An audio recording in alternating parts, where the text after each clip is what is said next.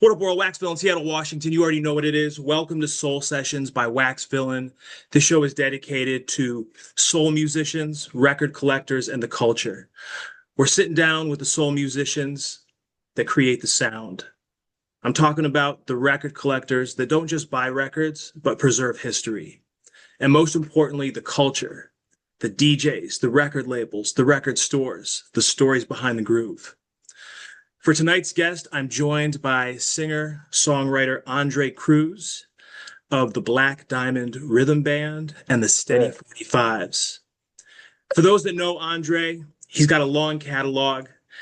I thought it would be fantastic to bring him back as the first guest for Soul Sessions. Andre, welcome. Thanks for joining me, brother. My brother, I am honored, truly. I am really excited for you. This is an incredible medium. It means a lot. So hell yeah, I'm excited to be here. Fantastic, man. Let's go ahead and kick things off. Soul music in 2026. Is it alive or are we fighting to keep it alive? But man, I think that soul music is as alive as it has been for a while. I think that the different types of soul music right now is really, really exciting. So, you had the boom when soul music kind of came back for what, fourth time, fifth time, um, just before COVID, and you had a lot of cats who really loved that soul scene, that California lowrider scene, the Chicano soul scene, which I absolutely love. Yeah. But I think that nowadays you have a lot of people who are really seeing what soul can be and they're pushing it to these other areas, which makes me so, so happy. Like, don't get Yeah. me wrong, I absolutely love California soul, but one of the things that we try to really bring into in my group is that East Coast high energy, that Sharon Jones soul, you know what I'm saying? That stuff that's gonna Mm. get people moving, the stuff that's just you hear that four on the floor of not even the bass drum, but the snare of like, pow, and people are just like, yo, let's go. You know what I'm saying? So short story long, to answer your question, I think that soul is in a really wonderful place where people are seeing that it doesn't have to fit in this mold. It can exist in so many different ways. You can bring rock and roll into it. You can do what Valerie June is doing and put a little bit of country into it. You can continue what a lot of the cats in Southern California are doing and just keep that Chicano lowrider sound. There's a million places it can go. No, I love that.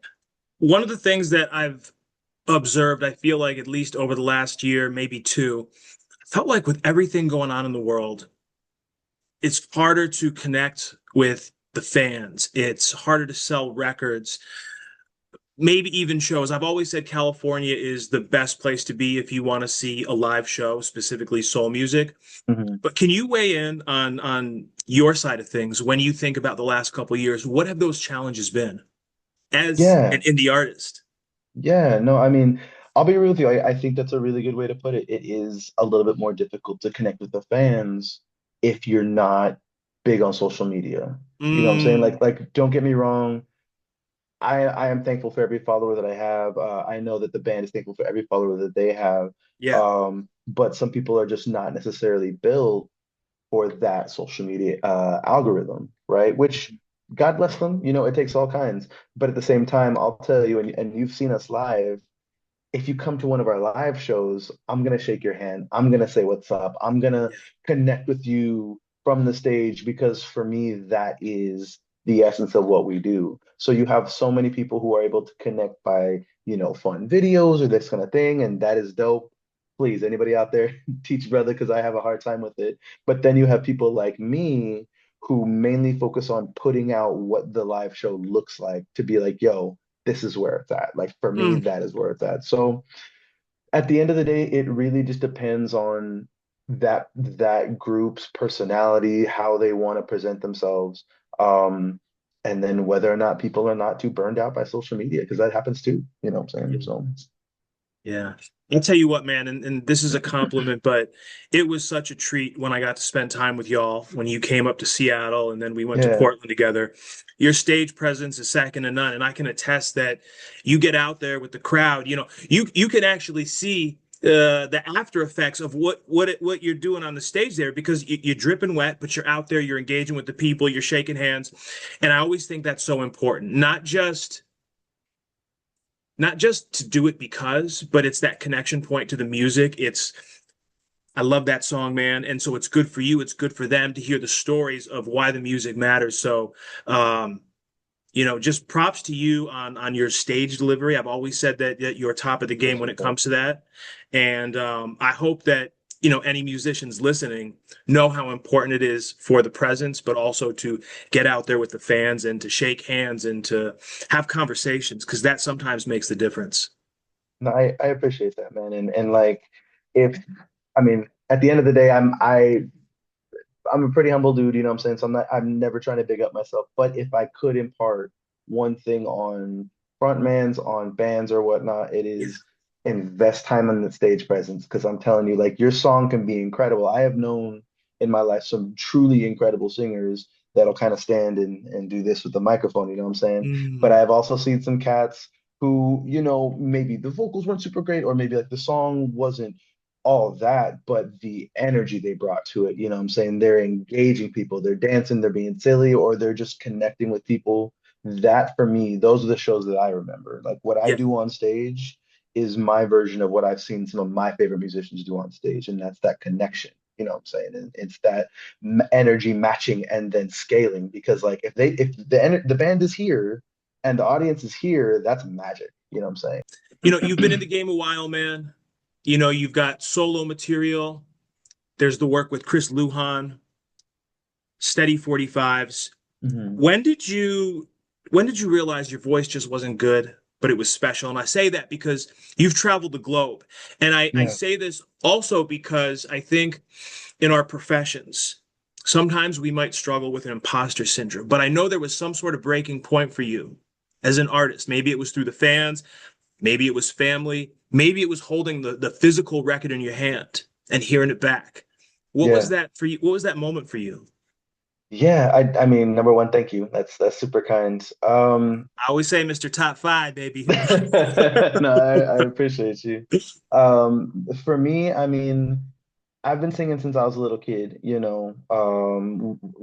whatever the song was, whatever the thing was, I was singing along, I was doing my thing, I was doing my little dances, in choir coming up, And then yeah, I got real shy when I got to high school and just after high school. Um, but for me, the breaking point, and it wasn't even about, oh, my voice is this, my voice is that, because at Yeah. the end of the day, my voice is an instrument, and I feel like that's one of my greatest strengths is I work really hard not to bring any ego into any recording project, into any music project or anything like that. Like at the end of the day, I want to utilize my voice the same way a trumpet player would utilize their trumpet, the same way a piano player would do their thing. Like if I can hit that note, let me hit that note. If then that note is not necessary, I'm not even going to worry about it. You know what I'm saying? But for me, the breaking point was, for a little bit of time, I was actually living in my car in the Bay Area. And the reason I was living in my car was because I had moved back to join a band. My housing didn't end up working out at the time, and I lived in my little Corolla for a little bit. And the realization came like I have to make this work because this has to work. You know what I'm saying? Like Mm. nobody is gonna sing, like nobody is gonna fulfill that for me. I gotta fulfill that for me. You know what I'm saying? Like nobody is going to help me light that fire. I gotta light that fire. And for me, this is that thing that has never been a question. It's always just been, I have to. You know what I'm saying? And so much of what I do when I perform, I remember I was at a rehearsal with a band of forever ago, and I was getting down at the rehearsal, like I'm singing and I'm like Yes. doing my thing, and they're like, "Bro, it's rehearsal. You don't have to." I'm like, "No, I do have to. There's nothing putting on about this. Like this is what I've got." You know what I'm saying? So that for me is where that breakthrough came through, was when I realized like this is me. You know what I'm saying? Like I don't know what I would do without it. I love that, man. And to me, that's just unwavering confidence, willpower, and drive. Because you got to get past the person in the mirror. And I think that, like you said, man, this is it. There's no plan B, right? Yeah. It Yeah. can't get any realer than that. And I think when we as individuals realize that, it just hits different. Mhm. California soul. I told you that, there's no Yeah. place like Cali. But what makes it different from Chicago, Detroit, the UK? And I say this because, you're a globetrotter. You've been around the globe. You've heard different musicians, been in different settings. What is it about California, though? Specifically the Bay, if you will. Yeah. I mean, one thing about the Bay that I feel like most of California maybe is aware of, but doesn't engage in as actively is like there's nothing the Bay doesn't do that's not going to be funky. Like Mm, the Bay is gonna be funky, like when Chris and I first started, we were absolutely motivated by a lot of the Chicano soul coming out of Los Angeles, coming out of Daptone and then Penrose, like just yeah. a lot of that, like, working with Chris Lujan taught me how to love a ballad because I'll be honest, I didn't love a ballad before. I didn't have the patience for it. And now Mm, I see a ballad is just a really, really beautiful thing. Like if a band can pull off a heater and then a ballad, I think that's awesome. But to answer your question, I think that the bass specifically brings that funk and puts a little bit of that funk into the soul, into the R&B, into all of these things. And when I go down to Southern California, I see a lot of really incredible soul acts. Like I really, really do. Um, the best. but but yes, absolutely. Like shout out to like Maria Sanchez, shout out to the Illusions, shout out to just like all of those cats, right? Those solos. But that funk and that like that little bit of like, all right, now we're gonna get into it, that is something that I see again for me is uniquely Bay Area. Mm, I love that, man. And I'm recalling, when y'all would kick it off at a set, when you were up in Seattle and Portland, the way that you take the stage, that energy, man, there's nothing like that. Oh, Now, thank you, man. speaking of Chris Lujan, Yes, sir. you spent a lot of time with this brother. I mean, a lot of time. And when we go over the records, we're Yeah. going to cover that. But Yeah. what's one thing he pushes you to do better? One thing that Chris really pushes me to do. So I'll be honest, like one of the things I mentioned to you earlier about my voice being an instrument, like if I don't need to hit that note, I won't hit that note. That's learned. You know what I'm saying? Like cause I love to sing and that is an outlet for me. So like in my earlier days, me singing a line would just be like, you know what I'm saying? Like I'm doing my Mariah Carey runs or whatever. But like with Chris, he encourages a lot of confidence, not in the sense of like think more of yourself or anything like that, but more along the lines of you don't need all that. We can do in three notes what you're trying to do in 10. You know what I'm saying? And so that forces me to slow down, to put a lot more intention in the way that I'm singing something. And that's something I'm really thankful for. Like one of the first things that he ever said to me when we first started working, like we were recording a song, I forget what it was, and I went off on a run and I was proud of myself. Like I felt it in my gut. And I was like, and I hit the note and he presses stop and he looks at me, he's like, "Did you get that out of your system? All right, now do it again." And I'm like, damn.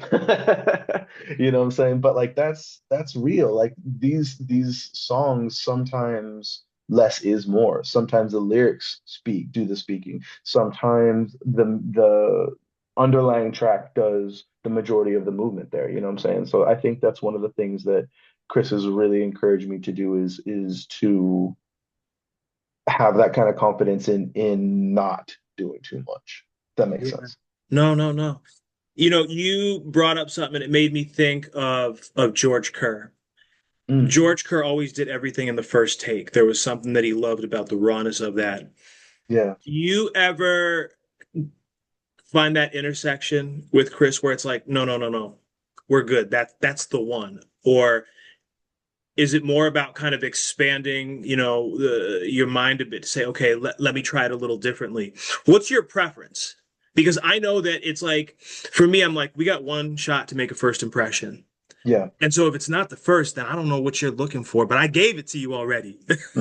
No, absolutely. That's a really good question, man. I I do need to be pulled back every now and then because I am very much oh, I could have done this, I could have done that. Like ask the boys, we'll do a performance where we just slam, where the crowd is stoked and we get off stage, everybody's stoked, and I'm just like, all right, next time I'm gonna do da da da da. Da. You know what I'm saying? Even if all signs point to that was a great performance.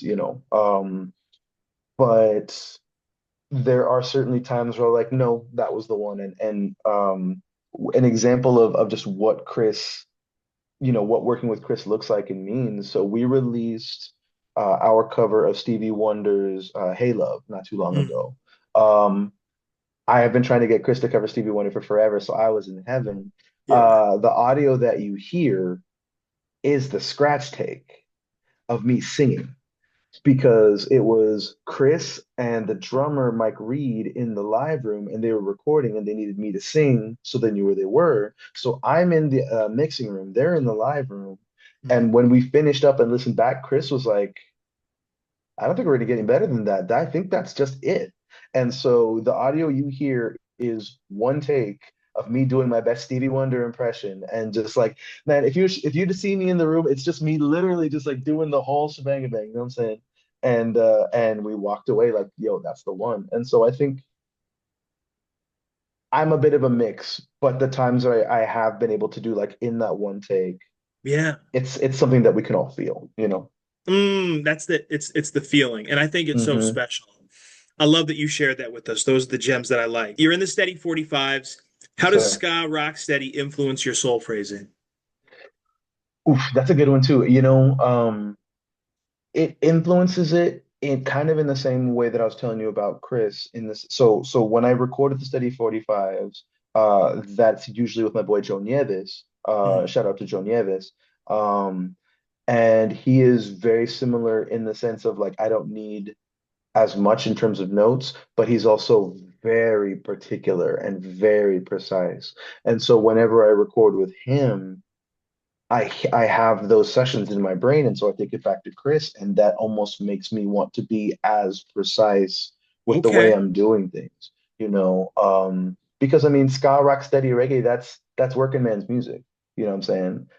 And so in that same vein, like, yeah, you can be flashy about this and that, the other, like, and that's more than fine. But the shows that I have had the opportunity to perform, the records I've had an opportunity to record with these dudes really require less flash and more like let's get to it. Let's get to the meat and potatoes. You know what I'm saying? So Okay. No, that makes a lot of sense. I like the idea that it's like it's this circle where you're just constantly getting better and it's this refinement process because you got two different producers, different perspectives, mhm. but it's just iron sharpening iron. Yeah, yeah, no, and I feel real lucky that I'm able to bring one mindset to the next and then allow that to grow and it's not clashing, right? Because I mean, you have some people that produce in completely different ways. God bless them for it, you know what I'm saying? Yeah. But at the same time, if you were to take something that is like this over here, in the sense of it's just different on different planes, right? Like at a certain point, it's just that, as opposed to like you mentioned, iron sharpening iron. So Yeah. What's the hardest part about being an independent soul singer?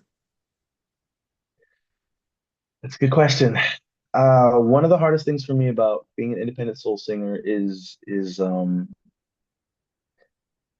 just trying to show people how of the moment soul music is. And I'm talking about people who don't regularly listen to soul. You talk to people who don't know soul music and you say soul music and they're like, "Oh, like oldies?" And you're like, "Yes, okay, sure. Yes, the oldies, the masters, and this is music that was born at a times that aren't crazy different than what we're dealing with. You know what I'm saying? It's born out of a desire to create something that will push, and it's born out of community and it's born out of people hearing this person do it and going, oh man, I really want to do that. Then like go out and do it. You know what I'm saying? And it's one of the things that I really love about what we're seeing in kind of today's just technology is like you still have people who are recording on these 4 tracks or their tape recorders and whatnot. And yes, you can go to the studio that has like the crazy digital X, Y, and Z, but you're still going to get people who are recording in those old ways, and it feels as important and as energetic as it did back in the day. So yes, maybe it's oldies, but at the same time, like this is stuff that's gonna last. You know, this is stuff that means something. This is stuff when you hear it, you stop and you just maybe do one of these without realizing you're doing that. You know what I'm saying? And that's a beautiful thing to me. So but showing that to people that don't already know it, that can be really hard. I love that response. And what I can tell you about the times that I've spun records out, it is heartbreaking to be on the stage spinning records. I'm not just saying any records, man. I'm talking about the lost, obscure stuff that Hmm. I'm just chomping at the bit to share with these people. And it's almost like elevator music. I'm looking around, I'm like, what's going on here? Do they not know what this is? They Yeah, can't feel this. yeah. And so I get that. And then trying to explain it, it's almost like, man, it can be deflating, if you will, for a moment, but you get over it and you just have to kind of go back to the whole reason that you got into this, which is Yeah. it started with a moment and you kept chasing that moment and looking for the next moment. And Hmm. that's where the passion comes from. And that's why we do what we do in terms of trying to move the scene forward, whether you're a collector and Hmm. you're sharing the music or you're a musician and you're making the music. Real quick, I got a good one for you in that same vein. So Chris and I had an opportunity to perform as a band opening for Lee Fields. We've opened for Lee Fields a couple of times, which Yeah. oh my God, talk about a moment, right? But we opened for Lee Fields in San Luis Obispo, a little college town here in California. And we finished our show, and this young kid comes up to me. He's like, "Bro, your voice, bro, your sound, da da da." I'm like, "Yo, thank you so much." He's like, "I don't even really know soul music," and I'm like, "Hey, yo, that happens. Welcome." Like, there's and so much music for you to look into. I'm excited for you. He's like, "Have you ever thought about singing over like drum and bass?" And I'm like, "Dog, what are we talking about, man? Like, that's not what we're doing here, buddy." And he was like, "Oh, okay, cool. Well, I love your stuff." I'm like, "Yo, I appreciate you." But like that for me is that example of if you don't know, trying to teach you, especially in the moment, can be tricky. So, If you could open for any musician, past, present, who would it be and why? whew, that's a hard one. Just one. Just one. I mean, in my heart, I want to say Charles Bradley. Okay. Um, Okay. I know that there are better, more outside the box acts to list. I know that. You know, I think about Stevie Wonder opening for the Rolling Stones, or you had Sharon Jones opening for Tedeschi Trucks, introducing people to this sound. But I mean, maybe that's just me selfishly wanting to see Charles Bradley live one more time. You know what I'm saying? Mm. And knowing that I had a part of it. But that was the first thing that came to mind for me. What's one thing people misunderstand about soul music? And I want you to think about this from the lens of like yourself as an independent artist, Yeah. whether it's everything that goes into a show, everything that goes into not just the song, but the 45. Mhm. What's that one thing that people kind of misunderstand? I think from the back end, I think that Okay. you said it best. You know, there is so much work that goes into planning the show, that goes into designing the show, that goes into the recording process. You know, Hmm. I think about some of the greats that are working right now that have been continually recording stuff because it is not an easy process. You know what I'm saying? Yeah. You got to choose the right songs for the 45. You got to push the 45. Like there's so much more involved than just people going, "Oh, you should go on The Voice." Like, no, that's even if that was an option for a lot of us, that is not going to make things any easier just because it seems like it's easier because they're on TV, right? So that's the back end. And then the other end, something that I wish people would understand is that, and I mentioned this earlier, there are so many aspects to soul music. It's not just Sam Cooke. It's not just James Brown. It's not just, I know I keep bringing it up, but Sharon Jones. Like there are so many acts in between that have thrown rock into it, that have thrown jazz into it, R&B, funk, hip hop. You know what I'm saying? Like there is so much that soul can encompass. And going out there and seeing live music is a great way to allow those mini genres to really thrive. So Love that, man. I recently picked up just an obscure Soul 45 that a friend put me onto, and it's the charm behind it, but it's the fact that it starts out as this slow ballad, and then there's a moment, halfway through the song where it gets uber funky, and it's almost like two different songs, but Yeah, that's what I love about it, right? yeah. What goes into it, that kind of genre bend and build. All right. 45s or LP? You got both. You got both in the catalog. Which means more? LPs mean more. They tell a longer story for me. Love it. Studio or stage?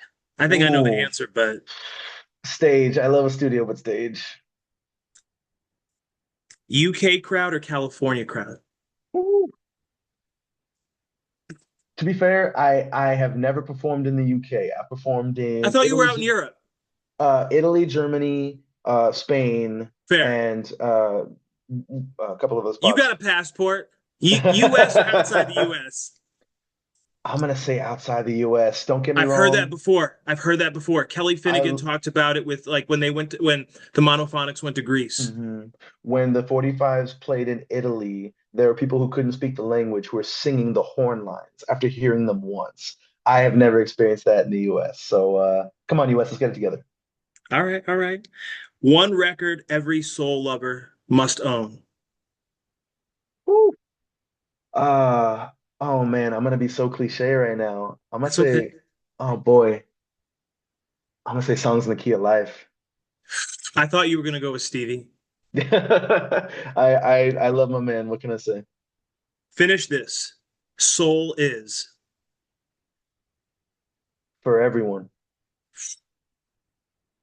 Yeah. Yeah. It's the moment. Hmm. It's the moments that matter. And Yeah. I just feel like when the music shows up, man, it's just it really Yeah. sets off everything. No, that's fantastic. What comes to mind when you see this? Ooh, the beginning, the beginning of something truly beautiful. That album means a whole lot to me. It's officially 4 years old as of Valentine's Day. That's crazy. Yeah, yeah. What about this bad boy right here? Woo. Man, I so much love I love this and one.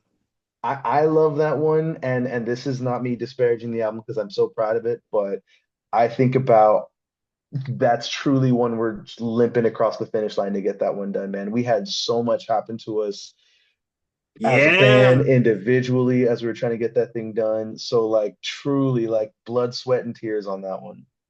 And I want to thank you so much for the first song on side A. That Yeah, man, song that's meant all for so you. much, Bob and Gene. It's not what you know, it's who you know. And you killed that. You killed that. Thank you. Thank I'm you. gonna show something rare that a lot of cats don't know about. What about this bad boy right here? Because this was an exclusive for a show. Oh.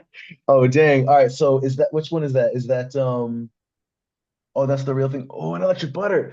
They got the sleeve though. That one was a surprise. That one was a surprise. That's what I think of.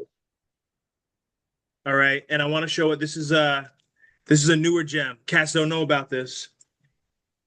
What about this bad boy right here? I think about a song that I have wanted to record for over a decade, and that's one of the reasons why I call Chris Luhan fearless, is because I showed him this song and he was instantly down. What's next for Andre Cruz? What do you have in the pipeline? What's out now? How can we connect deeper with you? Yeah, so you can find me on social media under Cruz Music. You can follow under Cruz and the Black Diamond Rhythm Band on Instagram. You can check out the Steady 45s. When it comes to Andre Cruz, my solo album is on the way. Andre Mm. Cruz and the Black Diamond Rhythm Band, we have a new LP we're working on. We're hoping to have that done in the not too distant future. Steady 45s, we just released volume 1 of Cooking with Sam. That is Sam Cooke Yeah, music. that's a That great is record. all in the steady foot. Thank you. That's all in the rock steady style. And that's just volume 1. If we hear people asking for more, we'll release volumes 2, 3, and 4. Mm. There's just Beautiful more and product, more and by the more way. coming. Hey, From thank the you. Thank color you. Thank variant you. to the sleeve, like even if you can't hear the music, you got to love the artwork and the craftsmanship of the record, because that's the kind Mhm. of record that people frame. That's the kind of thing you pull off the shelf and you look at it. You want to look Yeah, at it, right? It beats the it's white paper beautiful. sleeve. Absolutely. So shout out one time to Escape Hatch Records. They're the ones who designed the actual vinyl of the record. And then shout out to Chris Bourbon who actually did the artwork for Cooking for Sam. So yeah, good stuff. That's awesome. That concludes the very first episode of Soul Sessions by Waxvillain. I want to thank Andre Cruz for coming through, taking time I'm to have a honored. meaningful conversation with us. Yeah, man. Andre, we wish you the absolute best, my brother. I want to thank you so much for coming through. No, thank you, We'll my be in friend. touch soon, man. Showing up. Appreciate you.